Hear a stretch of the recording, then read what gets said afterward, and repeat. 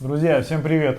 Перед тем, как вы делаете ремонт, я настоятельно рекомендую проводить укрывные работы дверей, окон.